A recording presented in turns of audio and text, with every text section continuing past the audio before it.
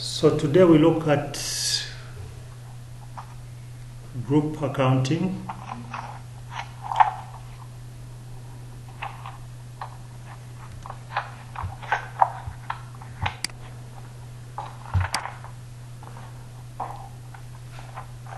If you're running your business, over time you may become very profitable, and you will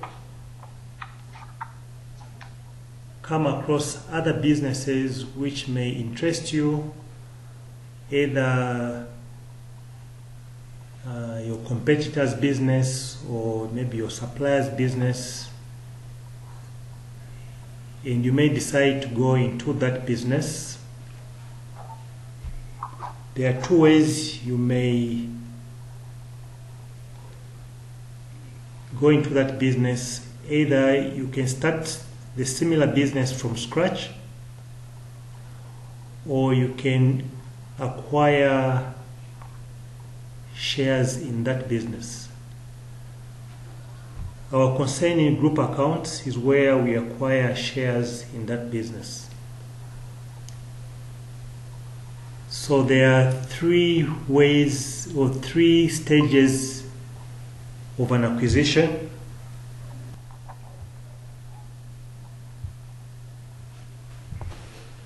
So we're saying there are three stages in an acquisition. If you acquire 1% shares to 19% shares, that is known as an associate, which is equity accounted. No, let me backtrack a bit. 1% shares to 19% shares is an investment, which is accounted for using IFRS 9. If you acquire 20% to 49%, that's an associate, which is accounted for using IAS 28. But our interest for today's session is our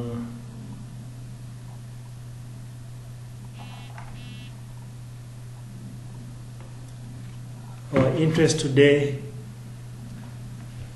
is IFRS 10 group accounts.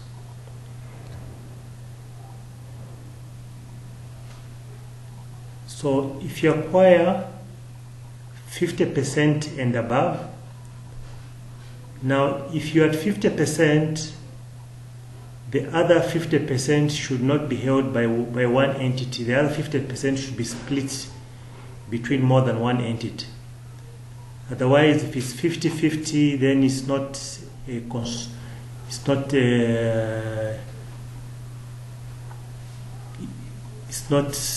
under IFRS 10. It's a joint venture which is accounted for under IAS 28, similar to an associate. So the 50%, if you have 50% and the other 50% is split amongst more than one entities, then you, the one with 50%, you are the parent, and you are required to consolidate the financial statements. Now, there is another standard, IAS 27, separate financial statements, which requires that whether you are at between 1% and 19%, or between 20% and 49%, or 50% and above, you need to prepare separate financial statements as per IAS 27. In those separate financial statements, you are going to record this investment, any of those three investments, at cost or at fair value using financial instruments IFRS 9. This figure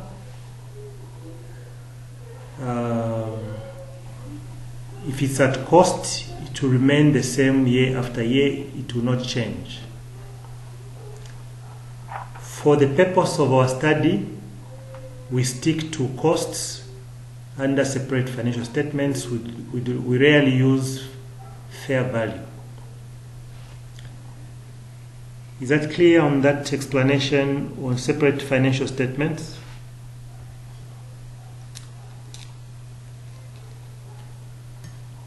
Yes, it's clear.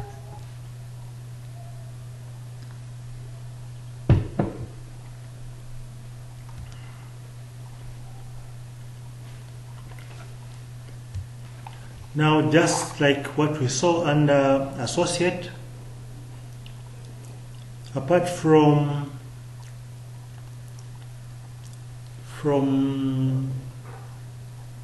20 to 49% shares, an associate is supposed to demonstrate significant influence. Equally, under parent subsidiary, the parent, the one who has 50% plus shares or more, is supposed to demonstrate control.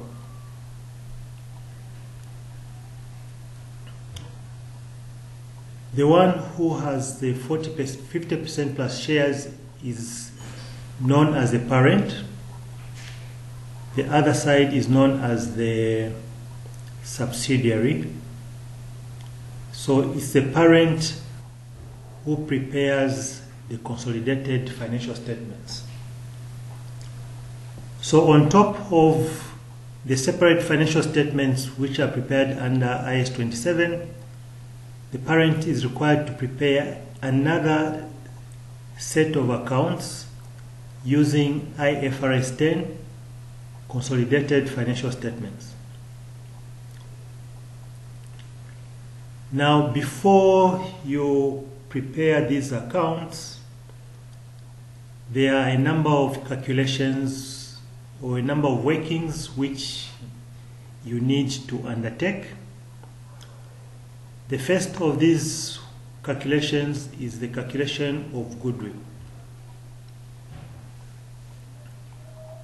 Goodwill is simply the difference between how much you have paid for those shares in the subsidiary and the net and the fair value of the net assets of the shares acquired in that subsidiary. Now,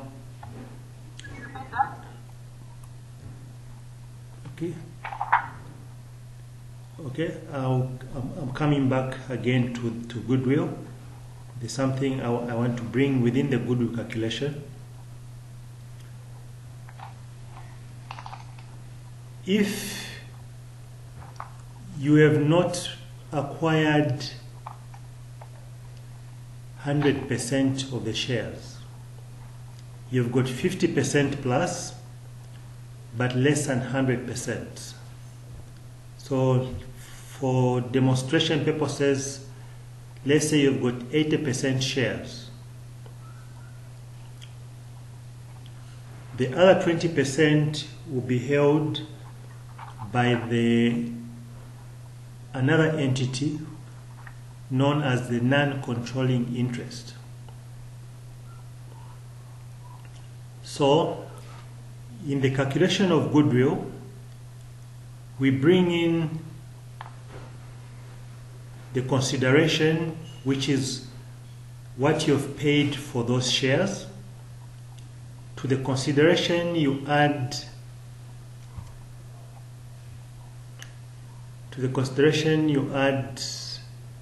the non-controlling interest.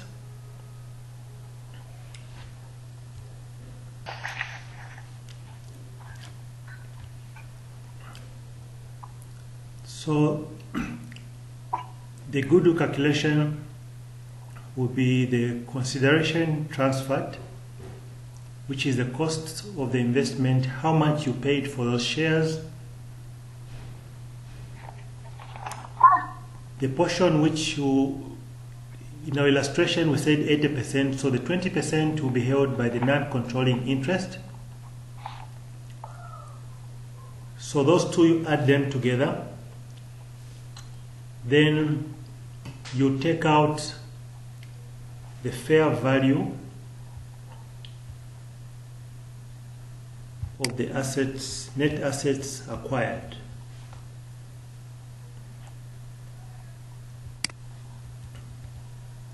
Now, this net assets, fair value of net assets acquired, please pay a lot of attention the way we treat it. You break down the fair value of the net assets acquired. And the breakdown is as follows: share capital plus pre-acquisition retained earnings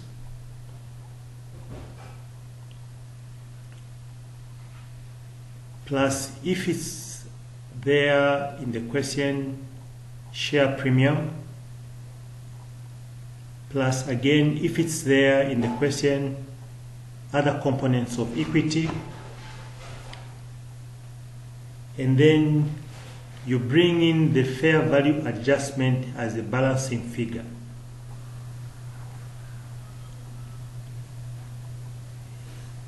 The fair value adjustment, you have to compute it as a balancing figure.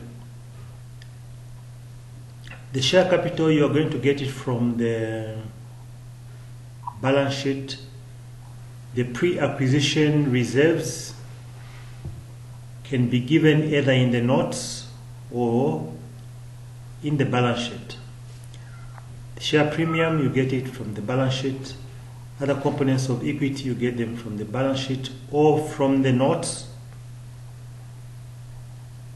Then the fair value adjustment, you have to get it as a balancing figure.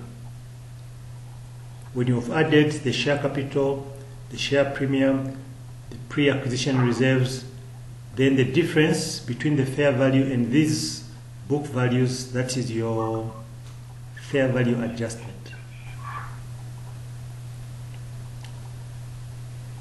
Now pay a lot of attention with this fair value adjustment. If the fair value adjustment is anything other than land, then we'll need to depreciate it. If it's a tangible asset, if it's an intangible asset, we'll need to amortize it. So the question will give you the life of that asset. Is that clear?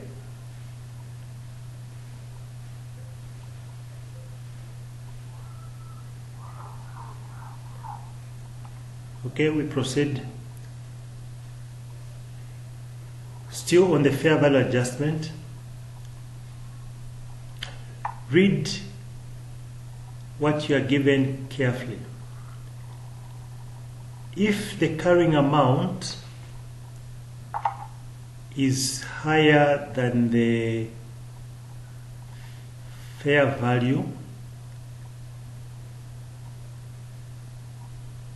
then the fair value adjustment should be subtracted from the summation of the share capital, pre-acquisition reserves, and the share premium, if any. If the fair value is higher than the carrying amount, then the difference between the fair value and the carrying amount should be added to the share capital.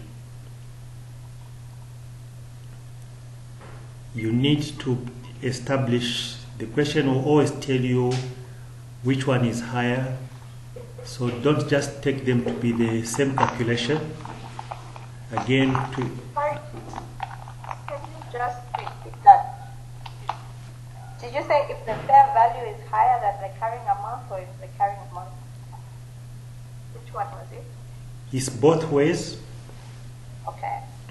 So look out for the first one. It can either be the carrying amount is higher than the fair value.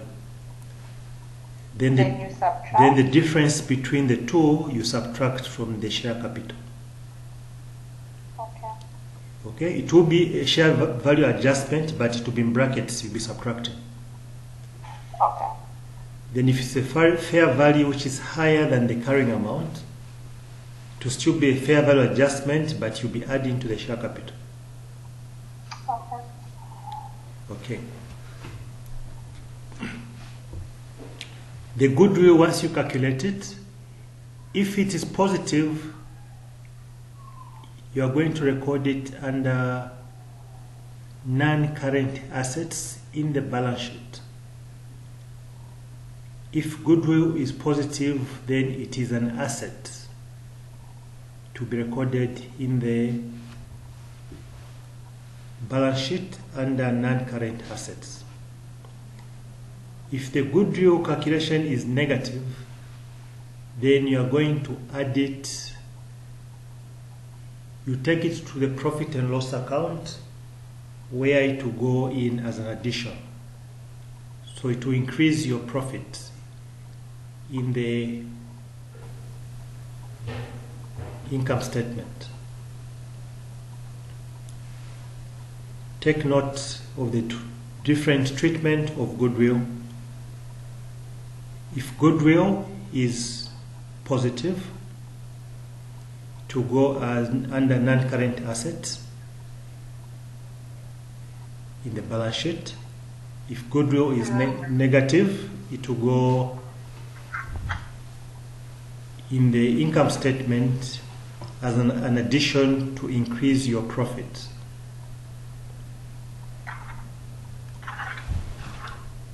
Any question up to that point?